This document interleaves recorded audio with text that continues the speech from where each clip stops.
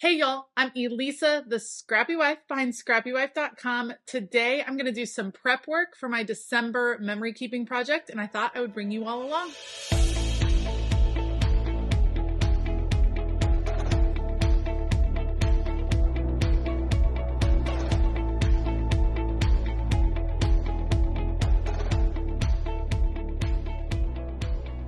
I can't believe December is right around the corner. It is going to be a fabulous month, and there's a project that I like to do every December, a memory keeping project, a simple one that just helps preserve kind of the fun events and the things going on in the month of December, and this year is no different.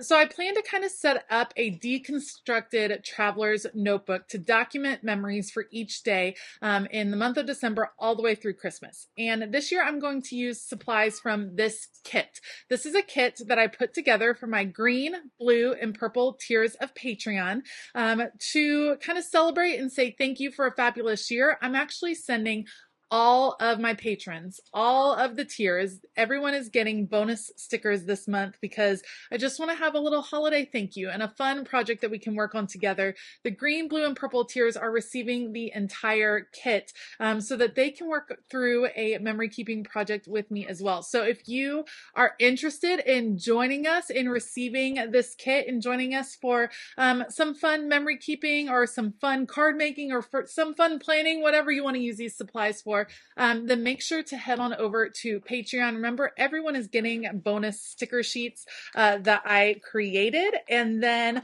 the green, blue, and purple tiers are all receiving the full kit of goodies and supplies, including all these fun paper pieces, just lots of fun things. So you can head on over to Patreon. Everyone that is signed up by December the 1st will be receiving a special holiday gift. All right, today I'm going to get organized. I'm going to get some of my things done in advance. It's how I like to work through this project, getting it set up in advance so that the actual memory keeping can go pretty fast as I'm doing it throughout the month. So I thought I would bring you guys along with me, show you how I do it. Let's go. All right, so there's a few ways that you could use these supplies. I'm going to make what's called a deconstructed traveler's notebook. So basically a traveler's notebook looks like a regular notebook. It might be attached in the middle with like a staple or sewn through the middle.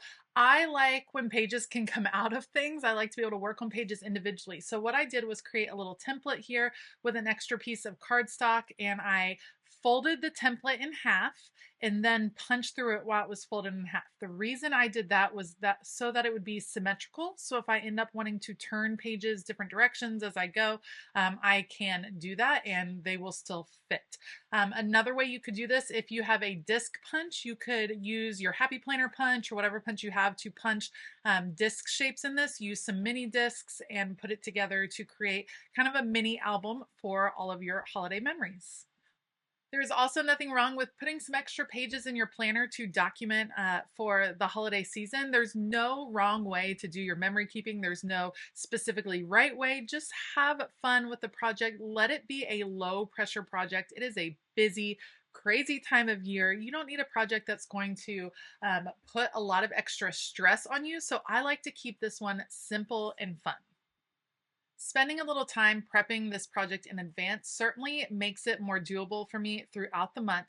The back of these patterned pages are white, and sometimes it can be hard when you're just staring at the white page. It can be almost overwhelming feeling, what do I put on the page? And so I like to go ahead, put a little splash of color. I'm cutting down these pieces. They are 4 by 8.25, I believe, and I'm cutting them down to 3 by 7, so a little bit skinnier. And what I'm going to do is put them on the backs of the patterned paper. That way it's almost like a matted box in advance. It's kind of creating my own paper.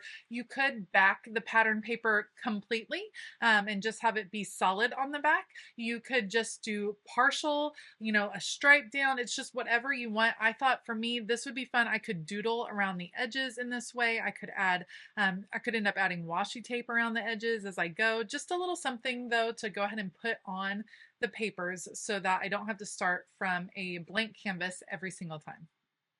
The number of pages that I'm putting together, I think I end up with 13 or 14 separate punched papers that will be kind of the pages of my album, thinking that each day 1 through 25 of December would be just on one single page. It's not going to be overwhelming. It's not going to be a ton of layouts. The idea for me is going to be maybe a picture a day. If I have days that I go through without any pictures, then perhaps there will be some days that have multiple pictures, but a picture a day is something that represents what we did that particular day. All right, you can see that at the end, so I didn't have enough of the colored papers to do one on each backing. So for the ones that I didn't have a backing for, I'm just going to use these strips that I had trimmed off. They're like 1-inch strips, and just kind of create my own pattern paper. Again, just breaking up the white a little bit to get it started. Having a little tape issue. You guys, I hate when that happens when you're in the middle of the project. Tape issues galore, but luckily I keep a lot of extra tape around here because I think that would bring a halt to my workday if there were no adhesive. All right, so I'm just going to continue, finish up this part, and then I'll show you what the next step is.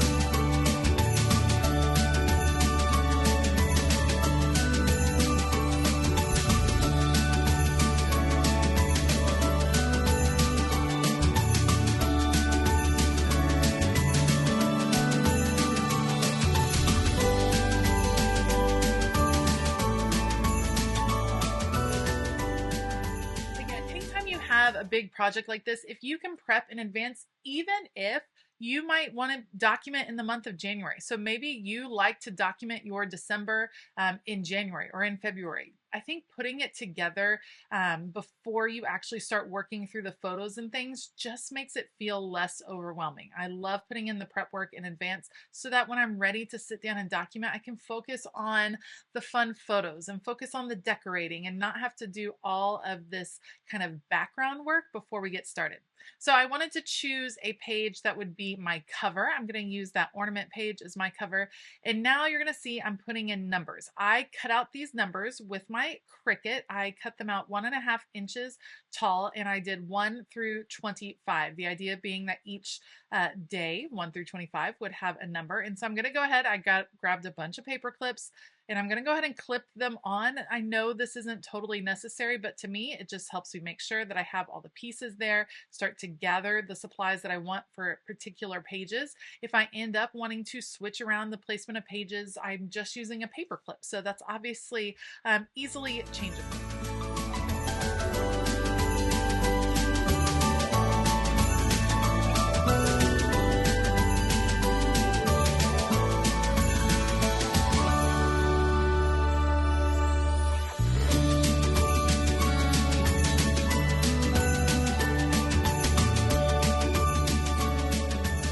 As I was clipping the numbers on, I realized I didn't have enough pages. I needed another back page, which is another great reason for going ahead to clip those numbers on, because I might have accidentally used my supplies on previous pages thinking that I had enough when I didn't actually have enough. So had to punch another pattern paper to add it to the back. And then of course I need to decorate this particular paper right here so that it's not that white page staring at me. So we're going to add a few more stripes. I just have scraps. I'm using all the little bits and pieces that are included in this kit, including the scraps, because why not? They're all there. It's fun to play, and they all kind of coordinate and makes it easy to put it together because all of these already coordinate together, and I love how that works. So let's go ahead and add the stripes on, and then clip on the 24 and the 25, and then all of the numbers are distributed. I know I have the right number of pages, and we are just on a roll getting this little mini album all set up.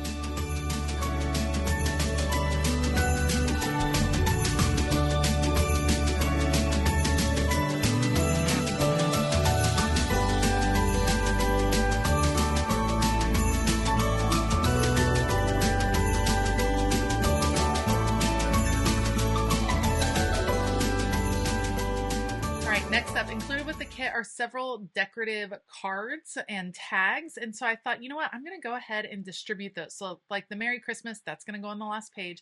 I'm going to look for pages where the colors kind of coordinate and add some of these decorative elements clipping onto the back that just makes it an easy decision, a jumping off point for when I'm ready to work on the page. I can make sure things are kind of distributed throughout. You can look, see, I'm like, oh, the green goes here because that matches.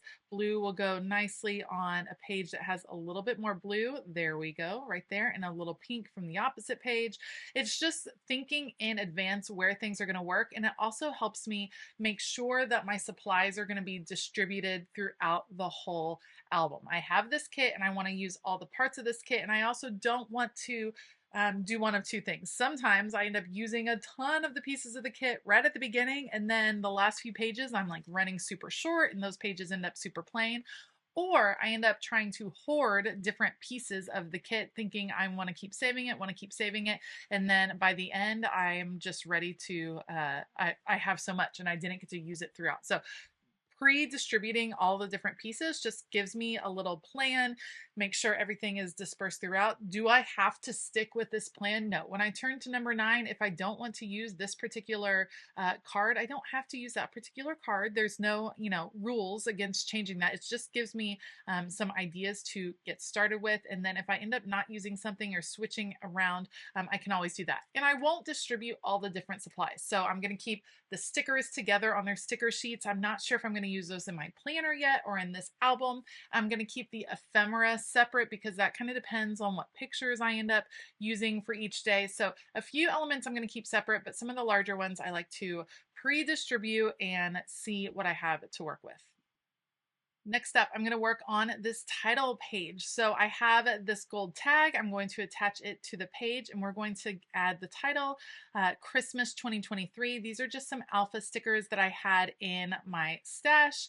And you can choose anything you want for your title page. I just wanted something to label the album really clearly from the beginning. These are some more stickers I had from Creative Retreat kits in my stash. And again, I like to spell words backwards because that just helps me with the spacing. So that's what I'm doing here, spelling Christmas from the back, and it all fits. See, it all fit that way. If I had started it from the left side, I don't think I would have made it all fit.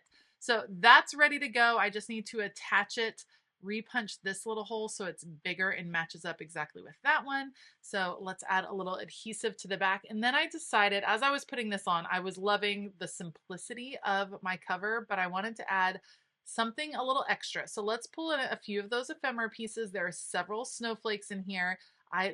There was this odd space down at the bottom left that I thought needed something in it. So the snowflakes fit that nicely. So I'm going to go ahead and attach those to the front. And then I wanted to give the cover something that would make it stand out. You all know I love fabric and dimension and ribbon. So we're going to add that on to the edge. I happened to have some pink kind of pom-pom ribbon that was in my stash, and I'm going to pull that out, bring it over, and see if I can incorporate that onto the cover.